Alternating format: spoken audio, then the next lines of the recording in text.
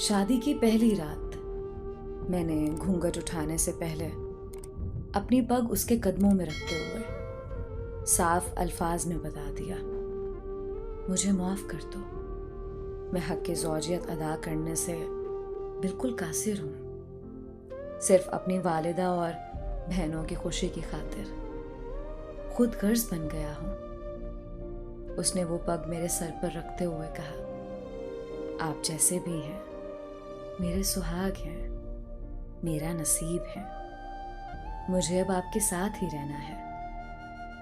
उस दिन के बाद इस अल्लाह की बंदी ने मेरे साथ 30 साल गुजारे। मेरे घर वालों की हर बात बर्दाश्त की, बांझ होने के ताने भी सुने, मगर मेरा पर्दा रखा।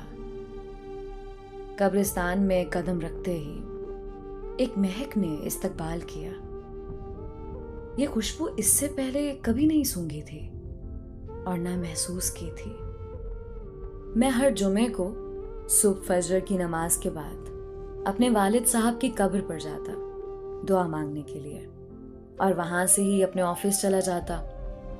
एक अरसा हो गया था, मगर आज मैंने कब्रिस्तान में एक नई खुशबू महसूस की जो मुझे बेचैन कर रही थी। ये खुशबू किसी तरह से भी दुनियावी खुशबू नहीं लग रही थी। बहरहाल मैं वालिद साहब की कब्र पर पहुंचा तो उनसे चंद फासले पर ही एक नई कब्र बनी थी। ताजा फूल और चादर से अंदाजा लगाना मुश्किल नहीं था कि 2 या 3 दिन पहले ही ये कब्र बनी है।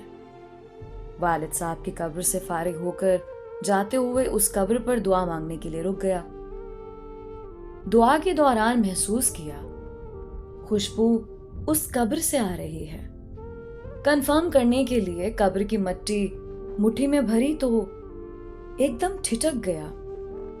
कब्र की मिट्टी ठंडी थी, जैसे नम हो, जबकि मिट्टी बिल्कुल खुश्क थी और कमाल हद तक ठंडी थी। बहरहाल मिट्टी को वहीं कब्र पर फेंक दिया और हाथ झाड़ने के बाद चल पड़ा। भाई की दुकान खोली, पहला गाहक आया, उसको सामान दिया तो उसने कहा, जमान भाई आज खुशबू तो बहुत कमाल की लगाई है। खुशबू? कौन सी खुशबू? तो उसने कहा, जमान भाई खुशबू आप लगाते हो और पूछते हमसे हो कौन सी खुशबू? बहुत भले मानस आदमी हो आप भी जमान भाई। ये कहते हुए वो चल पड़ा। मैंने जब अपने हाथ को सूंघा तो वही खुशबू मेरे हाथ से आ रही थी। तमाम दिन मैं इस खुशबू को महसूस करता रहा। हाथ धोने के बावजूद भी मेरा हाथ मुअत्तर रहा। अगले दिन हफ्ते को भी मैं ना चाहते हुए कब्रिस्तान चला गया। वालिद साहब की कब्र पर दुआ करने के बाद उस कब्र पर दुआ की। किसकी कब्र है ये?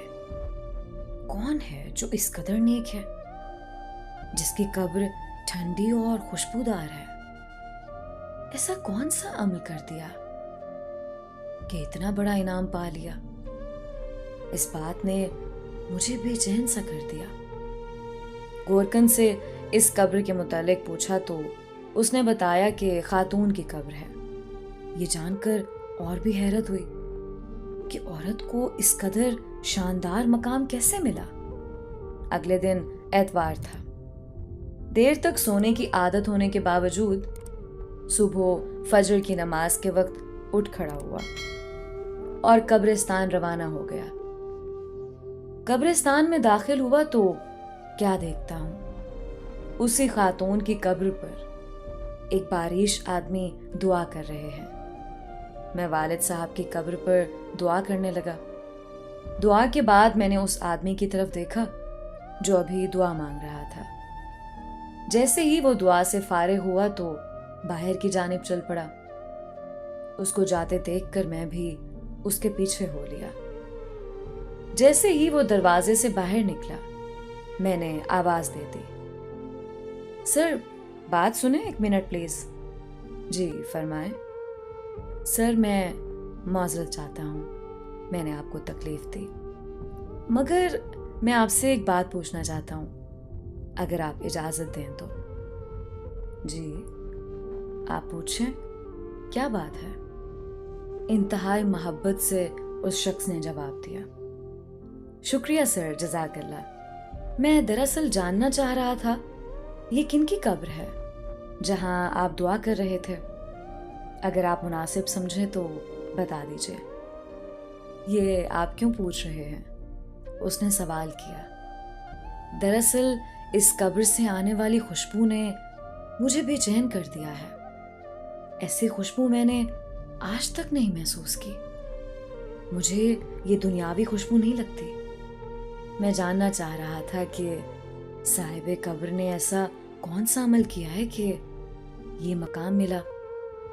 ये कब्र ठंडी और खुशबूदार हो गई। ये सुनकर उस शख्स ने ठंडी आह भरी और कहा, कब्र ठंडी और खुशबूदार क्यों ना हो, इसने अल्लाह ताला को राजी ही ऐसा किया है। जी, मैं यही जानना चाह रहा था कि ऐसा कौन सा अमल है जिससे ये सादत नसीब हुई। तो उसने बताया कि ये मेरी ज़ौजा की कब्र है। 30 साल हमारी रफाकत रही। मैं 4 बहनों का इकलौता भाई हूँ। मेरी बहनों और माँ को मेरा सेहरा देखने का बेहद शौक था। सरकारी नौकरी मिलते ही चांद से दुल्हन लाने की तलाश शुरू कर दी गई। यूं दिनों में लड़की की तलाश का काम मुकम्मल हुआ। शादी हुई और माँ बहनों ने अपने अरमान दिल खोल कर पूरे किए। शादी की पहली रात मैंने घूंघट उठाने से पहले अपनी पग उसके कदमों में रखते हुए साफ अल्फाज में बता दिया, मुझे माफ कर दो। मैं हक की ज़ौजियत अदा करने से बिल्कुल कासिर हूँ। मेडिकली तौर पर मुकम्मल अनफिट हूँ। सिर्फ अपनी वालिदा और बहनों की खुशी की खातिर खुद गर्ज बन गया हूँ। इसने वो पग मेरे सर पर रखते हुए कहा, आप जैसे भी हैं मेरे सुहाग हैं, मेरा नसीब है। मुझे अब आपके साथ ही रहना है। उस दिन के बाद इस अल्लाह की बंदी ने मेरे साथ 30 साल गुजारे। मेरे घर वालों की हर बात बर्दाश्त की, बांझ होने के ताने भी सुने, मगर मेरा पर्दा रखा। अल्लाह ताला कैसे इसकी कब्र को ठंडा और खुशबूदार ना करे, जिसने इतनी पाकबाज जिंदगी गुजारी।